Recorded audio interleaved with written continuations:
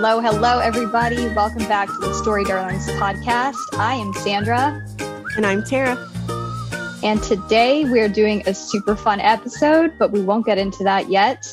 What have you been up to, Tara? So I have been, watching the movie for this episode because I'd never seen it before. Which I'm shocked. I know. We'll get into later why I've never seen this movie. I have been watching, there's a new show on Netflix and it's very corny, so don't judge me, but it's called Pretty Smart. It's a house of, I don't want to say dumb people, but like they're like people smart, but like not, like they don't catch on very quickly. And so it's just a cute little like take on their different smarts. Also, not been doing a whole lot other than that, just kid life. That'll take me into my suite here in a little bit. But what have you been doing? Same. Mom life. I feel like that's every week, guys. Every week. Kids rule your life. It really is. And it's like, I only have one, so I don't even know how people like you do with like 2, 3 or more children. I guess October is just a fun month to be a parent because of Halloween. I got his Halloween costume. It's Yoshi this year. So he has like this giant headset that has like Yoshi's face, like giant on top of his head. And it just snaps like under his chin. So it's really cute. And then it has like the little turtle shell saddle looking backpack thing. So he'll have a green shirt on. It'll be super cute. So he's just obsessed with Mario right now. So Yoshi. You are ahead of me. I'm still trying to talk my kids into being like the Scooby Gang with Michael as Fred and Justin as the criminal or the person that we're trying to capture. And then me as Velma. You can see that with my hair and stuff. I and Carly totally can. What's her name? Daphne. And then our dog Lily is Scooby. I love that. That's going to be really Michael's cute. Not on board yet. Well, he doesn't have a choice. We are going to get him there. Probably right before Halloween where I have to like rush to get things. Yeah, it's just that age group. I'm not dressing up. I'm excited for Vincent. Yeah, that's all. I haven't been reading, watching, doing anything. I watched this movie with you like same time yesterday. And that's it. So let's get into sweet and sours. So I can go first. I have a few sours. So I'm gonna go through those first. So my first sour is I was walking into my house yesterday and almost stepped on a snake on our sidewalk. Ew. It freaked me out just a little bit. I am not a fan of snakes. Don't like them. I get that they have like an ecological benefit, but they're creepy. Ugh. It was happy not October. a happy moment for me almost, but it was a baby. So it was kind of cute. I don't know. It was just slithery though. So my other is, and this kind of goes along with our movie choice today, but Michael got his flu shot and all the little kids laughed at him because he cried. And I'm like, you little brat, stop making fun of him. He's 8. Mommy Bear wanted to come out and be mean to those little kids, but I didn't. Kids are just mean. They're kids. Yeah. They just emulate what they see. And then my sweet is Carly got back from her field trip and she had a lot of fun. Away from mom and dad for a little while, but had a lot of fun. And I got coins from Virginia somehow. She went to Tennessee on this trip. She brought home gifts for everybody. And my gift was coins from like the Shenandoah National Park. And that's not where she went. And so I was a little confused. You're like, where were you? I'm like, this is from West Virginia or one of the Virginians. I think it said West Virginia. Yeah. I might be that pretty smart where I'm not really smart right now, guys. What about you?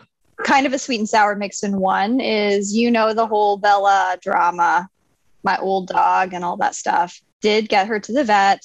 They checked her out. She, like a miracle, did not have a dislocated foot or broken or sprained paw at all. I wish I had pictures of what her paw looked like because it looked unnatural. It was freaky how far out her claws were and how they were like bent up. So I was very surprised. Literally, it was just, they said her paws were super flexible and she was like holding her claws out like so that they wouldn't hit the ground. Like a cat does? Yeah. So I was like, okay. So they cut her nails the appropriate length because I have not been cutting them short enough. But then they cut one too short and she bled all over the place, which was my whole thing, why I wasn't cutting her nails that short because I was scared of that happening. Yeah. That stopped bleeding. Do they look normal now? They do look normal. She is much quieter.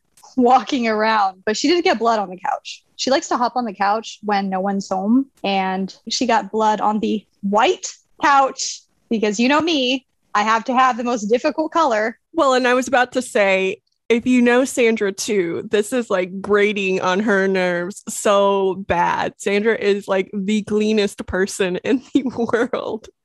And everything, like I don't know. I went to your house the first time and like she has a toddler. Do I? And in her house, not anymore. Like when you first moved back to Arkansas and like I came to your house, you had a toddler. And her house was everything in its place. I'm like, what kind of magic is this? That you have everything in your place with a toddler. It's just me being a psycho, a little neurotic. I guess if I wanted to talk about an actual sweet, I'm getting my hair cut. Ooh, short or just like a little off? Or like, I'm going to get at least a few inches cut off. So my hair is like constantly getting stuck in the car door or the sunroof or it's getting stuck in the seatbelt, and I'm tired of it. So I'm going to get several inches chopped off. So I got my hair cut like a couple of days ago too. I got my bangs. You can't really tell, but I got my hair cut too. I like the color too. That's my normal color, so woohoo. Woohoo. Hair stuff. Minus the grays that are coming in. My children like to point those out. They're super nice and loving, and they're like, Mom, you have gray streaks in your hair. I'm like, yep. One day they will know. Yep. I keep telling them it's their fault, so leave me alone about it. It is. And just the whole 2020 thing. Yeah. Yeah. Just life. Speaking of crazy life and 2020, let's jump into the episode because I have so much to talk about with this episode. So hit us with the topic. So we are going to be kind of doing a Halloween-centric episode today because we are getting close. As Sandra's mentioned, we have Halloween costumes, all of those things. And this one's not a children's movie. It is Jennifer's Body. So it is a horror film, and I'll let Sandra tell you a little more about it. Yeah, just for a quick content warning, if you've seen Jennifer's Body, you know how inappropriate the language can be and some of the scenes in the movie. So Tara and I are going to be talking very freely about it. So there might be an F-bomb dropped or whatever body part word insert here. So just have to give the explicit content warning ahead of time. Mm-hmm. I love Jennifer's Body. I don't know how many times I've watched it over the last 12 years since it's come out. It's one of those movies, the more I watch it, the more I appreciate it and like pick out little nuggets of, I don't want to say wisdom, but it's just like it presents things in a way that just makes you rethink certain things about society and modern, like just interactions between stereotypical men and women. And I love how that's presented. But back to, yeah. It's aged really well. Oh, crazy. I think in 2009, it was not appreciated how it should have been. I'm saying this, I don't watch a whole lot of horror movies, and I didn't watch this in 2009 because I don't know, like I like my true crime, but if it's fake, I can't handle it. Like I get scared and all of that. And so Sandra is the only one who's gotten me to watch horror movies yet in my life. It has aged so well. Its content is, I don't know, more relevant today than I felt in 2009. Yeah, it wasn't even on my radar in a lot of that respect back then. I was just different phase of life, you know? Yeah. So Jennifer's Body was written by a woman named Diablo Cody. She wrote Juno, if you've seen that, with Elliot Page. Great movie. But the script is one of my favorite things about Jennifer's Body, and we'll go into why that is. Jennifer's Body is essentially about two high school best friends, Jennifer Check and Anita Needy Lesnicki, and they have been best friends since they were very, very small. The movie doesn't explicitly say this, but you kind of get the feeling that, at least for Jennifer, she grew up with maybe a very harsh childhood. There were like certain scenes as a kid where she was very worried about things getting back to her mom. How she is in high school, it just kind of makes you wonder what happened to her to make her this way. But it's about these two girls, Jennifer and Needy, and Needy has a boyfriend named Chip who has kind of a bigger role in the movie as well. Basically, Jennifer and Needy have a toxic friendship. It's not healthy. Jennifer basically gets Needy to go out with her one night to a bar, a tavern called Melody Lane, because there's this indie rock band called Low Shoulder that she is pining over the lead singer, who is played by Adam Brody. Things go to hell, like literally flaming hell. The bar burns down. Everybody dies. Needy and Jennifer get out of the bar, but Jennifer is kind of in shock. And the rock band also escapes. It's just a very suspicious thing altogether. And long story short, they take off with Jennifer in a van, perform an occultist sacrifice on her, thinking she's a virgin so that they can be a famous rock band. And because Jennifer is not a virgin, things go to the shitter real quick, and Needy has to decide what to do about her friend because she becomes a man-eater, a literal man-eater, or a demon or succubus. And it's a very fun movie. So let's talk about it. Again, my first time watching it. So I was going in blind. And at first, my thoughts were that Jennifer seemed stronger than Needy from the very beginning. Like, she was pushing her around. And so I was like, has something bad already happened? Or are we getting to that point where something bad is going to happen? But I agree with you. They do not have the best friendship. They're not on equal standing. I feel like Needy is always the one to give, and Jennifer's always the one to take. Mm-hmm. But there was a cute line that Needy said, which is "Sandbox love never dies." And I thought that that was really cute. And then Jennifer started being mean and tainted Sandbox love for me. It's interesting because Jennifer's Body came out a few years after Mean Girls did. And so it has a lot of that humor, but takes it to the extreme. But it's almost like the women and men roles are reversed in this movie. The men are being objectified and stuff. There's like conversation that Jennifer's having in Melody Lane where she's referring to like guys' genitalia as like sea cucumbers and stuff, whether they're like whether they're circumcised or not. And it's just so highly inappropriate. But she gets away with it. But this is like the type of language that you always heard or watched in other movies kind of around the same time and before. It was always the guys objectifying and sexualizing women to the extreme like that. And here it was really jarring to have Jennifer being that strong personality. She did not have a filter at all, because there was a lot of things that she said that were not PC at all. There were some comments about like special ed and things like that. And I'm like, getting a Chinese girl to do your nails. Good grief. Like, no.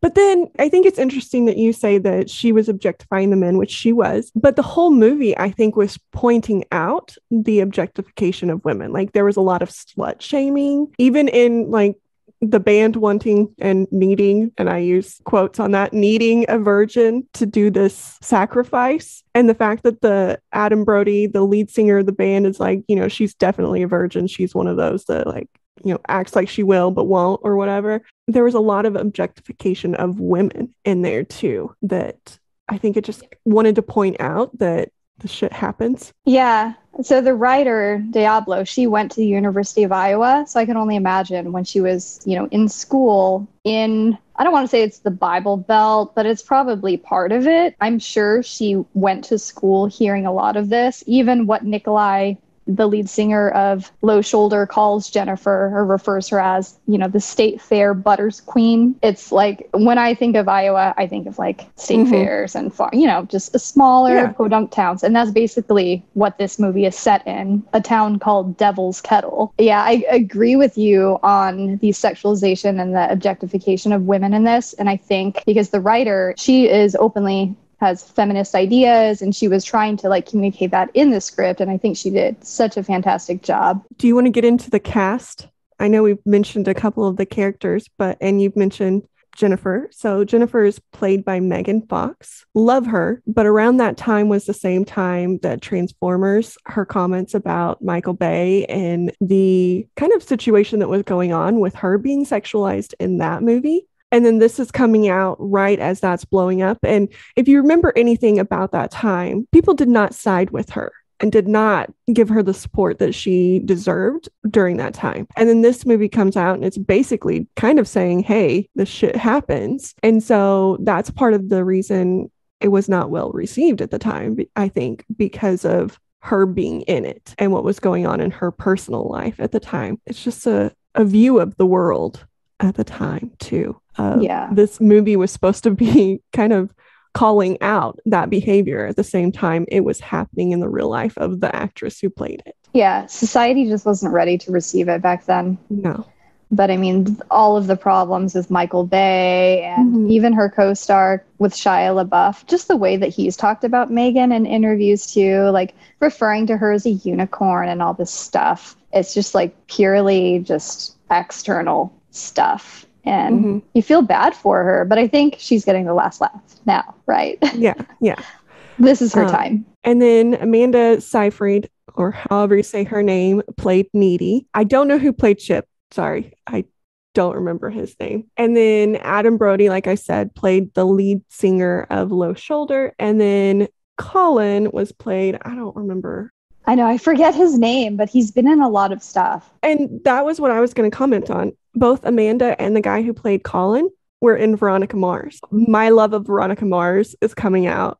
And I think that helped this movie for me. Because I'm like, I know these people. They're completely different than they were in Veronica Mars. But I don't know. It's cool seeing people that were a part of your life. Johnny Simmons, I think that's who was Chip, which there's also another actor that played the weird teacher with the hook hand. Oh, yeah, thing. He's in a lot of things too. He's in a lot of things, but his name is like J something Simmons as well. They have like the same. He was in Spider-Man. He plays the like reporter dude who hires Spider-Man to catch photos of Spider-Man. Yeah, but he's been in so many things. And then there's Chris Pratt. Who played a cop recruit. He was in the academy or whatever. He wasn't in it much, and I couldn't tell if he died or not. Oh, he totally did, right? I don't know, because she mentions later on, and when Needy says, I'm going to go to the police, Jennifer's like, go for it. I've got an in with the police, him. And I'm like, so that means he didn't die? Yeah. She was like, if you still have an in, boinking the police department. Yeah. She did make that comment. It's such a good movie. There were so many nostalgic elements to it too. So like when Colin is lured to the abandoned house by Jennifer and there's like Akon playing in the background, like it so took me back to college and spring break, Tara.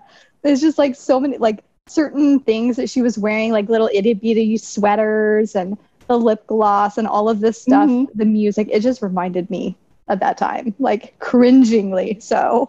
And this is gonna sound very weird, but the scene where they're about to murder her, they start singing the 8675309, like a song. I don't know what that one's called, but I'm like singing along, and I'm like, but they're stabbing this chick to death as we're singing this like very peppy song, which I don't know, just no, it was fucked up. I'm watching this scene and it's like, it's a catchy song, but she is literally just getting heartlessly stabbed to death. Like there's 4 band members just standing around her at this random waterfall thing. It was interesting because when I was reading up on just the influences of the movie, there were a couple different things that popped up with the writer, Diablo Cody. So there was like a true crime story that happened on a murder of a high school girl in 1995, I think. The girl was 15 years old, and she was murdered by 3 classmates who were in a band called Hatred, and they thought that murdering her, as a sacrifice to Satan would let their band blow up and like help them get more talented and play better, which is basically the plot line of Jennifer's Body. I mentioned that I'm a true crime fan, and as I'm watching them abduct her, because that's what they did. She was in shock. They abducted her. As I'm watching them discuss whether or not she's a virgin, as I'm watching them take her to this remote location, I'm like, this actually happens. Creepily enough, there are people who get a joy or whatever out of murdering people. And At first I was like, oh, Adam Brody's character is pretty hot. Like I would have went for that when 2009 was happening. Like, he's cute. But then he murdered her, and I don't think he's cute anymore in this movie. He just was a psycho. He knew what he was doing was wrong and didn't care. Yeah. He was going to get his like outcome that he wanted. And the sad thing is that happens all the time. Yep. So it's like you think that this script and this whole premise of this movie is very like too outlandish, but it's actually real. Like the story I was referring to, that girl's name was Elise Poller. So that was the girl that was murdered. And these guys, like, I think they're serving life sentences now. But if you just look at pictures of them, they're so creepy. So I'm going to try and dig up that article and I'll link it in the show notes. But it's like this stuff happens. And it was for the reason of sacrificing a girl to Satan so that they could be famous rock stars. Which, now that I'm thinking of, I mentioned that I like the true crime, but I don't like horror movies. But maybe that's why I did like this one, because there were aspects that were true. And even so, yeah, this is a bit of horror, but there's so much like humor and dark humor in it. And to me, it's very similar to Supernatural because it balances the funny with the dark. Yeah. Like Jennifer was very snarky. And then Needy became snarky at the end. I'm like, go girl. Like, I was so proud of her. So there was that true crime story, which happened, in the mid 90s, like I said. And then there's also this song called Jennifer's Body by the band Hole, which has Courtney Love. And that song is bizarre. I was listening to that yesterday and it's actually pretty catchy. There's like the chorus, when it starts playing, you want to scream along with the chorus. It's that kind of song. I mean, the meaning is up for interpretation, but it's basically like Jennifer's body is kept in pieces, like in a box beside the bed. And it can be taken so many different ways. It's a really bizarre song. It's really catchy though. So I encourage everyone to just go check it out and listen to it with this movie, keeping that in mind. But it's so good. So there were obviously just so many different influences that Diablo had for this movie. I wanted to circle back on a comment that you made with like these guys having to pick out this virgin to do like a sacrifice. I feel like this movie did such a great job at turning all of these high school movie tropes on their head, it just nailed it so good. They get the supposed virgin, who is really just this inappropriate, toxic person, offer her up as a sacrifice, but she comes back to literally prey on all of the guys. I just love how that happened. I wanted to see her go after the band, though. I wanted her to go and continue her roadiness and go after them. Yeah. That's what I wanted to see. And it didn't happen the way I wanted it to. Well, I mean, it did, but eventually they got their just desserts. But like, that's what I wanted to happen. I wanted her to like those be the guys. But I don't know. All the guys she picked seemed very sweet to me. They seemed like the ones that weren't causing a problem. And she didn't pick the guys that were. She didn't pick like the Chris Pratt that was like way older than her, but statutory raping her. She didn't pick the ones that were murdering her. She didn't pick the bad guys. She picked the guy that missed his friend. She picked the guy that was somewhat in love with Needy. She picked Needy's boyfriend. And I think she picked a lot of them because of Needy and her toxic relationship with Needy. Yeah, well, there was the poor innocent Indian exchange student. I know. Like all of these just harmless, just sweet guys, she preyed on them. It's interesting that you wanted her to exact revenge on Low Shoulder. Yeah. I love that Needy. I love her character arc. I love how she went from this meek girl just doing whatever Jennifer said to just going batshit crazy. I did love the ending. I was very satisfied with what happened in the ending. So I was kind of okay with her not going after them. But there were more bad people in that town, bad guys that had been stereotypical slut shaming or rapists or murderers or whatever. That I feel like the movie was a take on feminism. And that would have been better if she went after those guys that were causing a problem. One of the things that I really was juggling with was after, first off, the scene where Needy just lets these guys take off with her and the door closes on Jennifer, just sitting in the van in shock. That is such a sad, brutal scene. That was a tough scene to watch. Like, it was just so final. Like, And Sandra, okay, I wouldn't let any guys take you away. thank you. Like, Thanks, I wouldn't be sitting there letting the door shut on you. I'd be like, no, you even can't if it have was my friend you who's in shock. versus 4 guys. I'm feisty, okay? They would be taking both of us. She just kind of sat there on the ground. Mhm. And that's what we're talking about with her arc. She's just like a doormat, and she's so meek and powerless in the beginning of the movie. And the way that she gets her backbone and fixes things and exacts revenge, I appreciated that. But I mean, that whole scene with the door closing on Jennifer, it's like, okay, Needy, that's the last time that you saw your actual friend. Like, she's gone And you now. let it happen. You didn't do anything. Yeah.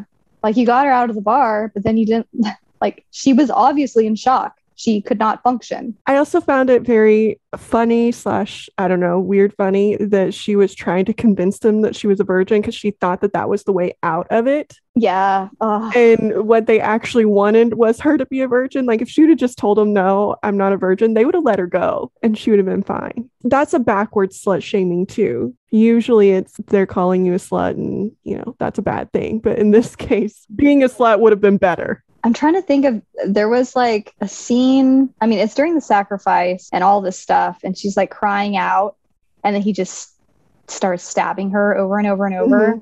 Like, one, that true crime article I read, those boys stabbed that girl 12 times. Like, 12 times, just stabbed her. And the wounds, you know, after the autopsy, they were not life-threatening wounds, so she bled to death. And they came back to the scene of the crime and did other stuff to her body. It was just a really just disgusting, makes you sick kind of crime. But the parents, they tried to blame, they were really into the band Slayer. And so Slayer has a lot of lyrics, and they were trying to blame some song on encouraging them to kill this girl and offer her up to Satan. And so the parents of the murdered girl were suing Slayer. It got thrown out in court. And then they turned around and tried suing the record labels for it. And I'm like, this sounds like some crap that would happen in a small town, with just how these families are and how they think about things, like who they point the finger at. No, it was these boys. It was the boys. It was them. You know, there's no other excuse for it. The end, when she busts out of the mental hospital and just hitches her way over there. Which, I'm going to say one thing. I thought that the dude who was driving up was about to be like a sexual offender, or like he was going to try and kidnap her or something. And he was going to get a rude awakening because now she has demon powers. Yeah.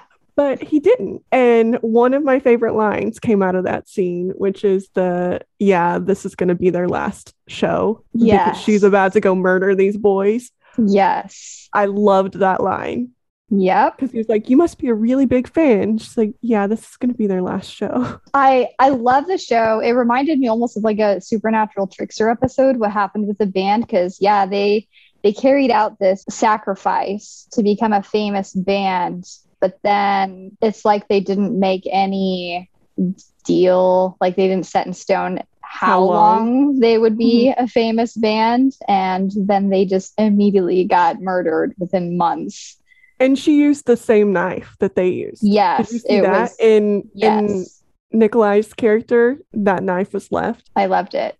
Let's talk about our favorite like dialogue, because this movie had such amazing one-liners. A lot of them were there were a lot of inappropriate ones by Jennifer, but I feel like everyone had some pretty good lines in here. I like a lot of Needy's lines. So I liked the sandbox one. Because it just started out and I'm like, oh, this is me and Sandra. I can see this relationship. And then it turned sour. So, you know, it was before I knew all about the toxicness of this relationship. Like her comment about the sandbox love never dies. I liked her comment about, yeah, this is going to be their last show. She was a little badass there. I liked a comment between her and Jennifer where she was being badass again, and she was like, I will finish you, and Jennifer's like, you can barely finish gym class. So me right there. That sounds like you. I am Needy in this moment. One of my favorites happened in the very beginning. So the way the story is told, it's happening in the present tense, and Needy is in a women's like mental correctional facility. She's in solitude. because she is a kicker. She's very violent with the staff, and she's just reflecting on what happened to lead up to this moment. And I think the first thing she says is, "Hell is a teenage girl." And she's referring to Jennifer. And I just like love that line, because not even just in the context of this movie, but when you think back to, especially me having a sister, oh my God, when she hit teenage years, my sister broke loose. Yes, she was a hell raiser. Like, life was never the same. There was constant drama and all kinds of crap happening constantly. So this hell is a teenage girl. I love that as an opening line. Well, I think it can also be taken, it's hell being a teenage girl too. So like, just in general, everything about teenage girls is hell.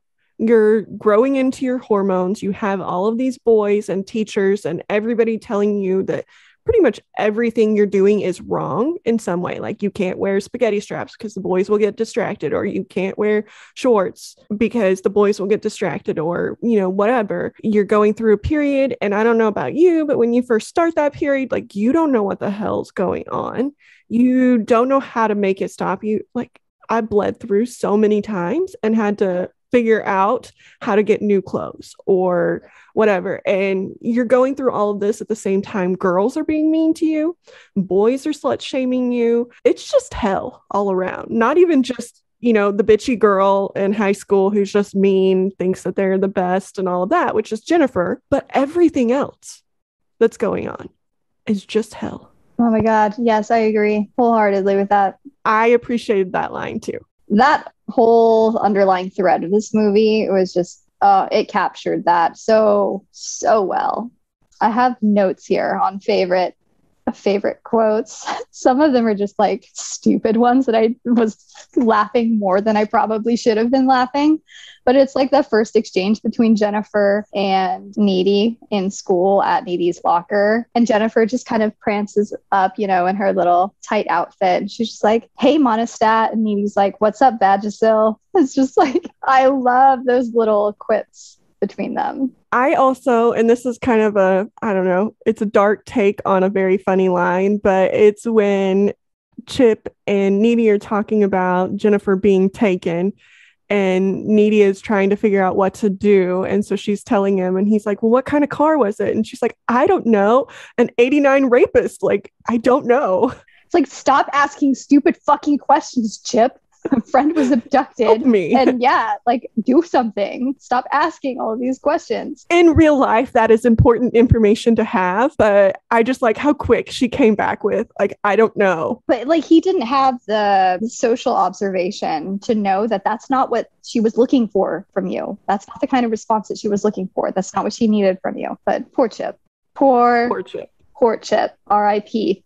I loved Chip. Like, although he did get on my nerves when he went with Jennifer. Like, he just took her word that she was cheating on him. He lost some of my like favorite points right there. One of the thoughts I was trying to have earlier, and then I completely got diverted on another track, is, okay, so I juggled a lot with whether Jennifer was actually Jennifer or if she was mostly the demon inside of her, because she still retained a lot of the relational things with Needy and Chip, and still had all of that. And she still seemed to have a sense of right or wrong. Like, when she was describing to Needy what happened, they were both sitting in the bed, and she was describing that horrible thing that took place. And she was talking about being so hungry. And when she ate that chicken out of the fridge, and then she was vomiting just because it wasn't what she needed. What she wanted. Yeah. So she was struggling with these things. I'm trying to figure out whether that first night when all of this happened to her and she's just kind of stumbling around the street, how much of Jennifer was there? Was she slowly becoming more succubus, more demon? Like, what was going on? I hadn't thought about that, but yeah, you're correct. It seemed like she was more human that first night and lost her humanity as time went on. Yeah. There was a line that really struck me, and it made me so sad for her. She says, I think she was talking to Needy, maybe, but she goes, "I feel so empty inside." And this is after she's gorging herself on guys and all of this stuff. And she's getting all glowy and beautiful after eating these men and just kind of being, the top of her game in school. And then she has that line. She's just like, I feel so empty inside. And then there's that scene where she's sitting, putting on makeup, and she's just like wiping the makeup on and crying. And I'm just like, I felt so bad for her because it was such a relatable scene. How many times as a woman have you felt like shit and you just feel like you're literally putting a mask on to make yourself look happy and like everything is fine in it? Oh, that one hurt. And I wonder if that would have been the same. I'm assuming it would have had some truth in it even before she became a succubus. Yes. I feel like Jennifer as a person, even before the horrific things that happened to her, felt empty. And that's why she lashed out. And that's why she had to be the pretty face or all of those. I have a feeling she felt empty inside before that. Well, it's just how she treated Needy in the relationship. It's just a lot of people are asking or wondering why someone like Jennifer would even keep someone like Needy around her. And it's like, okay, did she do it just to make herself feel better about herself because Needy was such a weak person, like couldn't stand up for herself? I feel like Jennifer kept Needy around to somehow elevate herself. And I think Needy actually has some dialogue with Jennifer, like in that regard, calling Jennifer out about that. I think Jennifer probably felt bad about herself, and keeping somebody that she could feel worse about around made her feel better about herself. It's the quintessential teenage girl. Drag somebody else down so that you can feel better about yourself. And I mean, really just the world. Like, how many people do you see on Twitter or Facebook or whatever that feel the need to drag somebody else down to make themselves feel better? Especially in the last year when everyone's been isolated and just being on social media more, I feel like it was way more noticeable. For Needy, I believe she recognized all of this turmoil within Jennifer, like knew that Jennifer was struggling with her self-confidence and value in herself. And I think Needy felt an obligation as her longest friend, her best friend, to stick around and be that source of strength and that support system for Jennifer, even though it was not healthy for Needy at all. Which, by the way, and this is a part that I did not get in the movie. So when Jennifer and Needy are fighting at the end, Needy pulls off her BFF necklace. And it seemed to me that something happened there. Either Jennifer gave up, like real Jennifer, human Jennifer gave up, or that was a talisman for power for the demon or something, because right after that, Needy got the upper hand. So do you know what happened there? I'm trying to think back to what I thought like the first time I watched it, but I think the first response that you just said, I think that's it. I think that Jennifer was somewhere inside, battling with this demon, because we do get flashes of like a good Jennifer and then just purely bad Jennifer. And it was like that necklace being ripped off was just a symbol of Needy giving up on her. Needy is like done. Needy recognizes that this is not her Jennifer, the little girl that she grew up with, anymore. And why am I doing this to myself? Why am I jeopardizing everybody in my life for this evil demon? Like, my friend is not in there anymore and I'm done. And I think this before or after the bite? I can't remember. I think it was after, but I can't remember either. Yeah. Which, that's cool that you can get powers getting bit. I'm not sure that I would want to be bit by a demon to get powers. Let's not give anybody any ideas right now. But she did have super strength and could like levitate. Yeah, awesome. Yeah.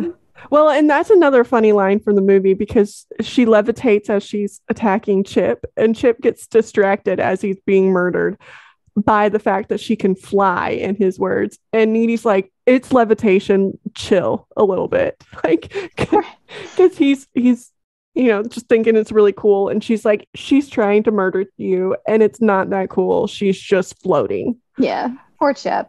I went so back and forth with him, because there were certain things that he would say and I would just be like, really, dude?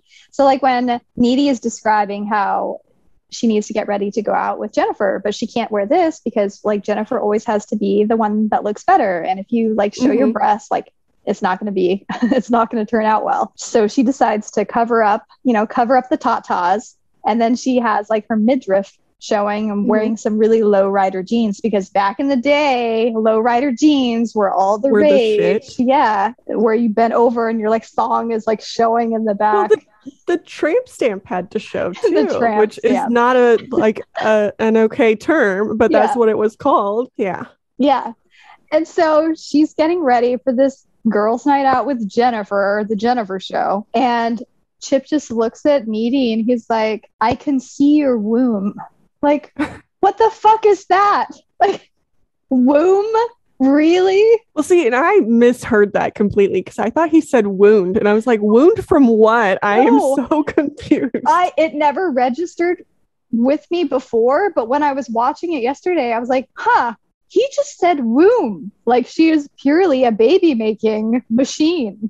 Well, and like I said, he lost points with me when Jennifer basically told him, the reason she's so upset that Colin died, you murdered him. Okay, let's be honest here. But the reason she was so upset was because she was sleeping with him. And Chip, being an idiot who's been dating this chick for a while, is like, sounds plausible. I'm gonna get with her best friend then. That's the way we're gonna work this situation. Seems plausible. She was sleeping with this other dude, so I'm free to get with Jennifer. Yeah. And goes off. So I was like, you know what? You deserved it, dude. Like, you're dumb. Go be dumb together. Bye. I think that was the genius of Jennifer's character, though. Like, she knows what people are really self-conscious about, and she preys on that. So she knew he was insecure about Colin, because Colin has just randomly approached Needy in the past and is like, kind of bashful and cute about just how he interacts with her, because he obviously has a crush on Needy, right? Yeah.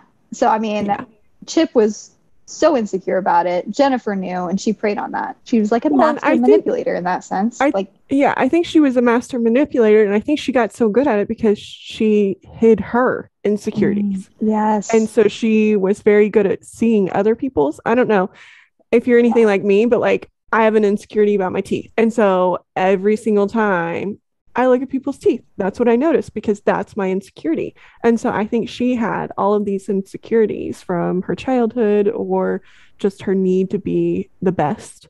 Yeah. And because of that, she could see everybody else for theirs. This movie, it just does such a good job at showing what life is like for teenage girls. And I was reading up on more about the prep work that went into Megan Fox doing this role. Like, the writer, when she wrote the role of Jennifer, she had in mind Megan Fox. Like, did not want anyone else. Like, it had to be Megan, just because of who Megan was at the time, like you were talking about earlier with the Transformers franchise and all of that stuff. And then for the role, Megan lost weight down to 97 pounds to be this role. Yeah. And it's like, how tall is Megan? She's got to be like 5'3", 5'4". She's not that tall. Okay. I was like, 97 pounds is very if she was taller, little amount of weight if she were a little taller. Yeah. But it's like, she just went all out getting prepared for this role. Like, okay, what is a girl going to worry about and obsess over at this age, because of all of the external signals being thrown at her on what she should be and what she should look like. I did like how Megan got to pick the outfits that she wore too for the role. So she made a conscious effort to pick like children's section, like little girls section jackets and sweaters to wear, just because this is the type of stuff in a lot of men's minds at the time, just how they sexualize girls and just like the whole baby doll type of thing. Which is very so creepy, gross. Guys. Yeah, like, no. Like you said, this movie has aged so well. And I think it's like finally hitting its stride here, 2021. I think if it were put out in 2021, it would be a huge success. Yeah. Speaking of which, Megan is open to doing a TV series, so I know, fingers, guys, because I don't know how they would bring Megan's character back, because she obviously died. Like, I feel like they could make something happen. Like, she was a demon, so maybe like didn't get all the way dead. I don't know. I mean, I would be down for them to just redo it. I feel like Megan Fox has not aged a day whatsoever, so she could easily just like do it again. She's like, she just looks the best that she's ever looked in her life now. Yeah, like, I think that comes from her being happy in personal life too. But, yeah, it's amazing what being with a different romantic partner takes some years off you. And also money. She can go to the gym whenever she wants. She has a nanny. But can't anyone go to the gym or do a workout at home? I mean, you can do one at home, yes, but she also has the money to eat healthy. She has all the money to like hire somebody to be like, you should be doing this exercise, because I'll tell you, I do exercises and they do not do what I think that they are going to do. And then I get demotivated. I'm like, well, I didn't gain abs in 10 days, so. Aww, Sarah. Obviously, it's not working. What did you think of, like, there was always this weird sexual tension between Jennifer and Needy. What do you think that was? I don't think that there was tension in the one scene where they start making out. Like, I think that was past the level of tension. Yeah. There were also a lot of comments about lesbians as like a negative thing in the movie. So that did, I mean, it aged well, but it didn't, because there are still people who are like that. I don't know. I think Needy did have a crush on her. There was something. And I think that was where Jennifer was playing her. Yeah. She was pulling that in when she needed to get her distracted. True. Needy was almost like this defender for Jennifer. Like, she was always coming to her aid. Just anytime someone would start talking smack about Jennifer, Needy would just speak up about it and just kind of be there. It also could just go back to this thing of like, when you're a teenage girl, you literally are just figuring out who you are. You don't know. There are lots of hormones too. Yeah. Like, it could be that too. Well, do you want to read the tweet? Oh, yeah. We've been talking about theme already when we pull it up here. So Tessa, who we went to high school with, she is on Twitter. Her handle is @IsleneMoore. She said Jennifer's Body is an underrated film on the male gaze and female empowerment, which I think that pretty much captures it perfectly, what the movie is about. Even though it's demonic empowerment too. Yeah, I think it was meant to show that when a woman isn't held back by everything else going on, she can be powerful. I'm like still looking at quotes that made me chuckle. There were so many in the bar. So she was like, oh, okay, there's one that I need to talk about, because this movie came out September 2009. So about 8 years after September 11th. 9/11. Yes. So they're in the bar and Jennifer, you know, she's underage. She's like, 16 or something around there. She's just like, she's trying to get on the band's good side. So she's like, I'm going to get them drinks. And Needy's like, how are you going to get alcohol? And she was like, I'll just play Hello Kitty with the bartender. And it made me chuckle because Hello Kitty, but it's a play off of like Hello Kitty. I was obsessed with Hello Kitty growing up. I had like the Hello Kitty binder and notebooks and pencils and pens and all of that crap. Like, I was obsessed with Hello Kitty. So it was just that kind of nostalgic moment. That's what I thought of. But she comes back. Here's the dark humor part. She comes back with shots, which are the red, white, and blue towers. And there was one that was like considerably like less than the other one. She goes, oh, one towel isn't full enough. And then she just like sets the tray down. And I didn't get that one until just now. But did you, the worst one, I think, with that is she said if you leave them standing for too long, they turn brown. Yeah, that one was the dark one I thought you were going to, because she like alluded to them falling and turning to rubble. No, Diablo didn't pull any punches with this. And just her name, I love her name.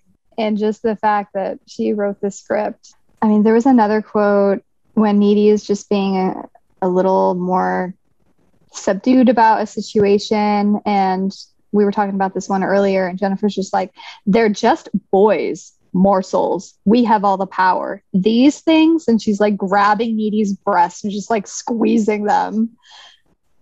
you point them in the right direction and shit gets real. You know, they're smart bombs. I love that comment. It's like she's trying to say that you have more power than you think you have. Yeah. Even though they're treating you bad, but you have more power. So it's like Jennifer, obviously, as a character, she was very, very flawed, and she struggled with her own internal value and her perception of herself. But she at least knew the kind of power she wielded over mere men, which was something that Needy did not. And so Jennifer was slowly like teaching that and passing it on to Needy as the movie went on, I feel like, because Jennifer always had like a good grasp of that. Now, in the beginning, when she gets taken advantage of by the band member, she's in obvious shock.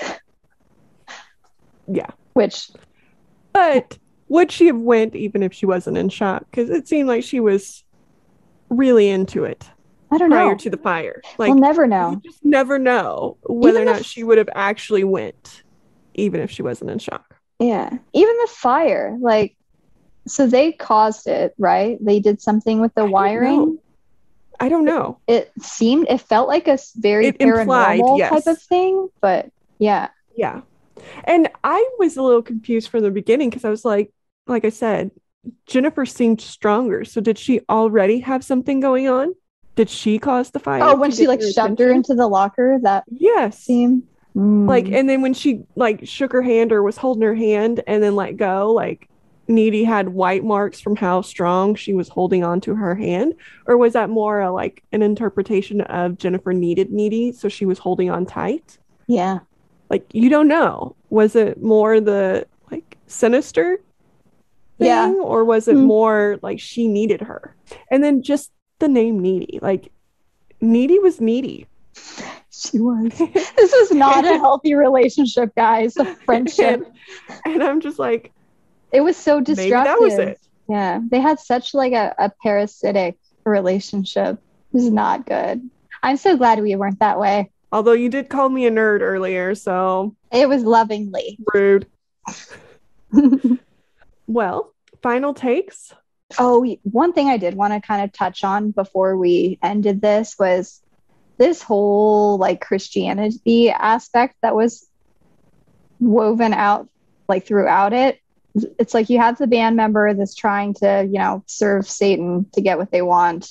And then obviously with the school, like you can only imagine that they would be mostly Christian families and stuff, especially wherever they are in Devil's Kettle. But it's like, even, I don't know if this was intended or not with the writer of the movie, but her initials being JC, like Jesus Christ. And there's so many moments where on screen, Jennifer is like in a cross motion, like when she's hovering over the bed. There's like a couple different scenes where she's like arms out, crucifix style. Well, so I didn't notice the JC, but if you remember, Needy's mom had the nightmare or night terror that she called them. And in the night terror, Needy was the one being put on a cross. Oh, yeah. Yeah. And then she was on a cross when she was murdering Jennifer, because Jennifer was laid out like this. Yeah. And Needy was on a cross. That's it. Yeah, that's a good call out. Yep. Yeah, there was definitely some of that going on. There was some subliminal messaging or imagery. I guess I just want to like finish up with like the fact that Needy killed her best friend, or maybe it wasn't her best friend anymore. Who knows? I mean, by the end, it looked like it was Jennifer having the reaction like, oh my God, he just ripped my BFF necklace off. But she stabs Jennifer with a box cutter. And I'm thinking of this song because it talks about the box, you know, Jennifer's body in pieces in the box. But then the comment that Jennifer had made is like, I feel so empty inside. Like she is a box. And she just made such a big deal of like stabbing her with this box cutter. It was almost like likening her to just say right after that. She said something and I didn't get it. She asked something about like my heart or something. Yeah, she said, ouch, my tit or something like that. She was like it always comes back to the tatas with Jennifer. Okay. She's like, ouch, my tit. Yeah. Segue. Which brings us to our charity. October is Breast Cancer Awareness Month. So we thought we would do something in lines with that, but also something that's very near and dear to my heart, which is actually where Jennifer was stabbed. We're going to do a Relay for Life, Boone County Relay for Life, which is where I'm from. This is my team that I'm on. We are also, it's very close to my heart. My father-in-law died a year ago yesterday, and my dad died of cancer. And so that's going to be our charity today because Jennifer was a breast person. She was a breast person. She thought very highly of that area on her body. The breasts are powerful, apparently. Mm-hmm. Yeah. So that is what we are gonna link for you guys. Feel free to donate, look it up, be more aware of what's going on in that. I'm sure everybody is aware of breast cancer at this point, but it is something that affects a lot of people. Yep. I love that you kept that one local. All right. Well, I think we've pretty much said all there is to say. I mean, I could probably go on gushing about this movie or Megan Fox or anything of that nature, but we'll go ahead and shut it down now. Don't forget to comment, do our polls on Twitter, all of the social is just at Story Darlings. If you want to send us an email about things you want to hear about, send it to us at storydarlings@gmail.com and let us know. Yeah. If you're listening to this on Apple Podcasts, we'd love to get a rating or a review if you have a little bit more time. But any way that you support, it means a lot and it helps. So, all right.